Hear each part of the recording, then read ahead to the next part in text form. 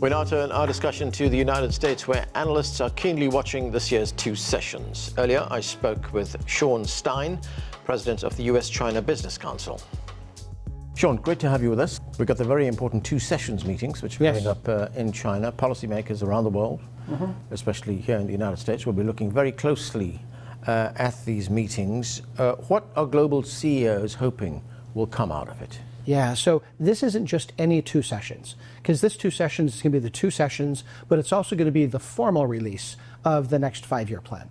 And so what I think is really important to emphasize is that the global companies, global CEOs, care deeply about the state of the Chinese economy, right? The better the Chinese economy is doing, the better it is for everybody. The more efficient the Chinese economy is working, the more efficient it is for everybody. So I think the first thing they're going to be looking for is what signals are we getting about how the economy is going to be managed and what's the direction of the economy over the next year. So they might be looking at things like, what are we doing, say, on either stimulus, or what's going to happen with targets for demand or targets for inflation or deflation and those kind of things. So I think that's the first thing that they'll be looking for. I think the second thing they'll be looking for is, if you're a global business in China, the Chinese government often talks about how important it is to keep the door open for foreign investment. But companies are always worried that that door may be starting to close, because here and there is always examples of where there become new challenges that arise for foreign companies. That's not unique to American companies. You'll hear the same thing from European companies or from Japanese companies. And so, again, looking for clear signs that China remains open and encourages both foreign investment and wants foreign investors to come and prosper and be successful along with Chinese companies. I think maybe the third thing, which we'll be watching for, is, again, is where is China going on the broader regulatory front? There are lots of issues that have been raised with the Chinese government, and issues that the Chinese government has surfaced itself as challenges for foreign investors. And do we see concrete steps being taken to follow through on some of the planned and announced reforms? So I'd say those are the big three. Right. So China has in the past, in fact over the last few years, given the undertaking that it is opening up, as it puts it. It's opening up its economy. It wants more investment. So you will be looking closely at investment opportunities that will come out of these two sessions. Yeah, so I think not just investment opportunities. This is a place where I think we've had some very fruitful discussions with the Chinese government. Yeah. I remember the Chinese government talking about, here are the ways that we have opened over the last period of time.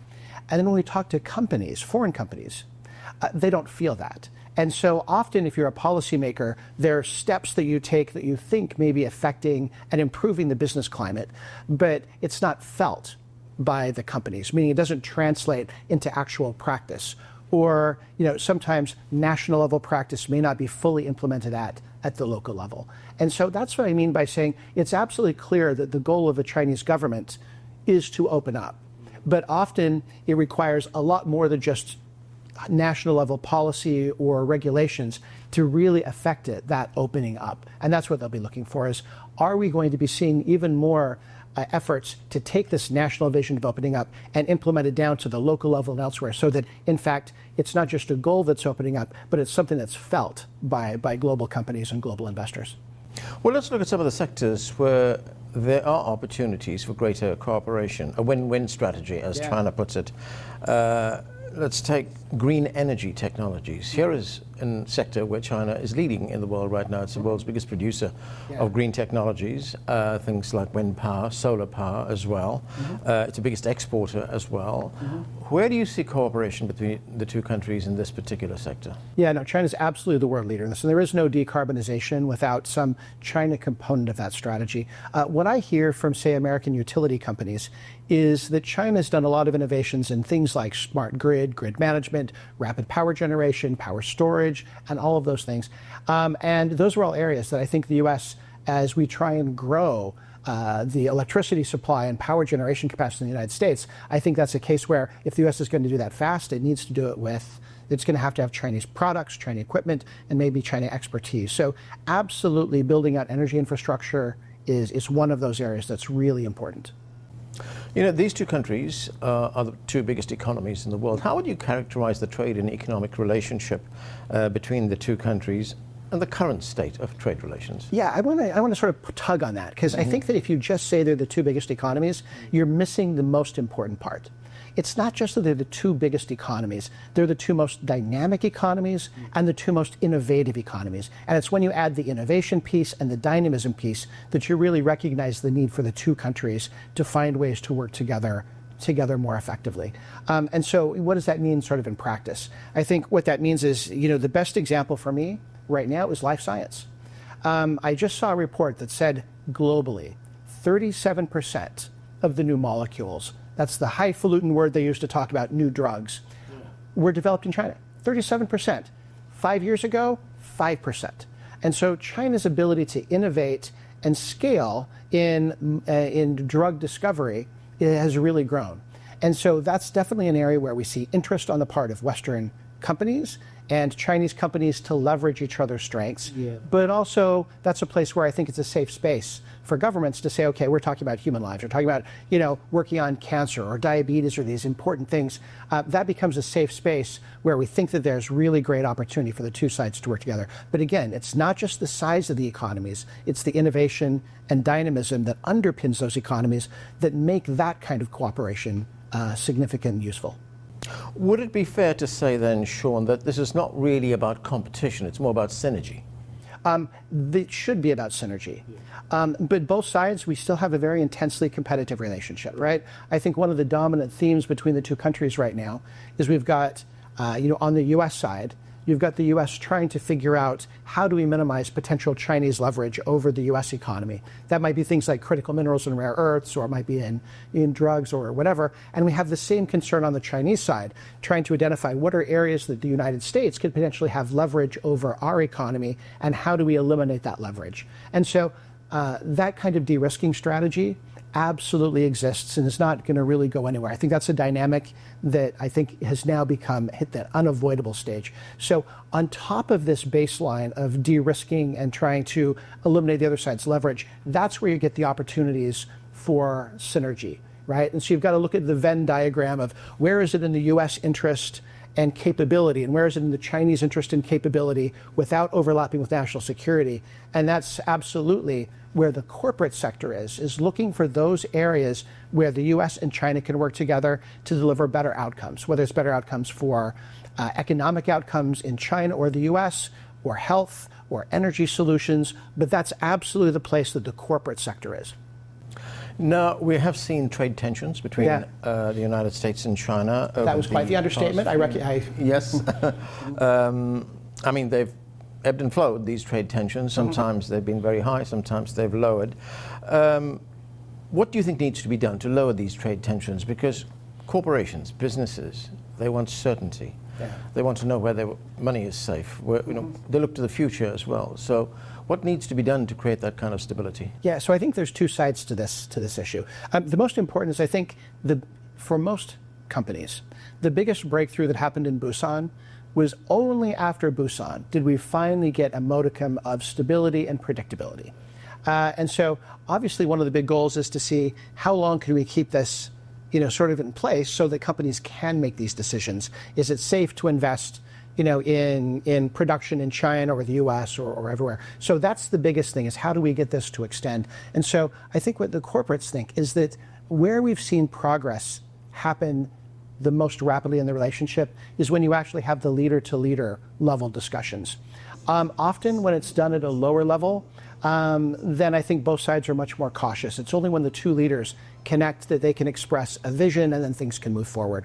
And so I think really, in the eyes of the business community, the most important milestones that will be coming up over the next year are the leader-to-leader engagements that give confidence and direction to people under them to continue to move forward, not just in the direction of stability, but to then find areas that you can work together so that we're not just keeping the relationship at the same low base level, but looking for ways to start to bring it back up. But leader-to-leader contact is by far the most important. Yeah, and when we talk about trade tensions and what is happening, I mean, there is a perception that the two countries are moving away from each other, that companies are moving away from each other. We hear the D word, decoupling, all the time. But you say, no, that's not happening. In fact, what we are seeing is a deepening of ties. Yeah, so I think what we're seeing is, a couple of things. What we're not seeing is, I keep seeing this narrative that American companies are pulling out of China. The data does not support that. there's been virtually no companies pulling out of China except where tariffs have made business completely untenable. And so that's understandable, but everything else, no one is leaving China. What we do see is we see two things. We see companies trying to make supply chains more resilient. And so the two things we see, in some cases, that means their Chinese customers, Chinese companies need a more resilient supply chain. And that means you increase your investment in China to give them greater security about that. But it also means that globally, you've got companies, Chinese companies and American companies often together going into third countries to create another node in the supply chain. So it's not just all China or not just North America, but you've got either North America plus one or China plus one. One of the most interesting parts of that, I think, is the automotive sector, where time and again, when I would see an American company investing somewhere outside of China in automotive, they would be going along with their Chinese counterparts. They'd be doing it together. Sometimes it was led by the US side, sometimes it was led by the Chinese side. But the fact that they were doing it together shows me just how entwined some of these networks are. And that's where I think companies are, is trying to have more stability, more resilient supply chains. But sometimes that's being done in companionship or in partnership with longstanding Chinese stakeholders. Right, that brings me a point that you talked about in a speech last May. You offered an alternative to a very commonly held view that it's the US market alone that determines global business trends, that dictates that. How do you see Chinese business leaders, investors, entrepreneurs shaping this changing environment? That is the most incredible misperception I think that's out there. It's undeniable that the largest consumer market in the world is the United States. But for many sectors, the largest market in the world is in China, right? So there are sectors where you've got US is the dominant market and the places where China is. And I think the advantage you have as a company is, depending on what your sector is, you sort of are going to focus on where is your market, where is your supply chain, where is your platform. And so in some cases it means more investment in China, and other times it means more on the US side. Now, China's goal is to modernize its healthcare system. So how can the two countries put their resources together, cooperate, and make this happen?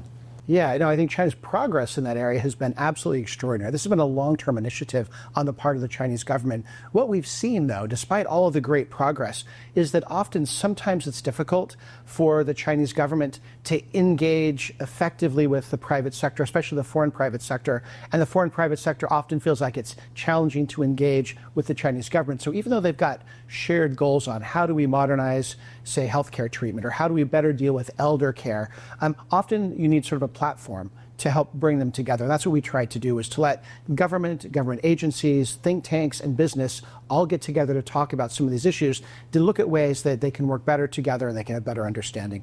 What about things like governance, like regulatory innovation, like financing?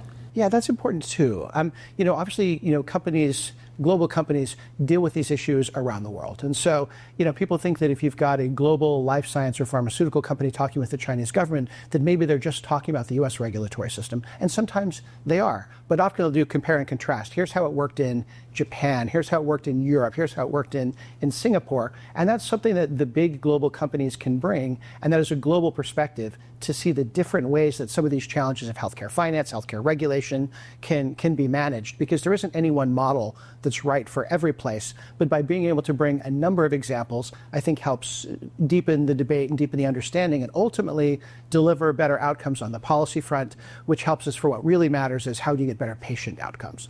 Right, so you adapted to the environment, to the situation on the ground. Right, and that's what Chinese policymakers are really good at. Often what they need is, like everywhere, Chinese policymakers are busy. They can't necessarily go and spend a week in Singapore, then a week in France, then a week in Canada, a week in the US. And so one way to shortcut through some of that is by working with global partners that operate in multiple markets, where you can have conversations about what are different solutions and how can they work. And that's just one of the ways that I think we try and bridge sort of this gap between policymaking and industry. Sean, great having you with us. Thank you very much. Thank you very much. It was an honor. I appreciate it.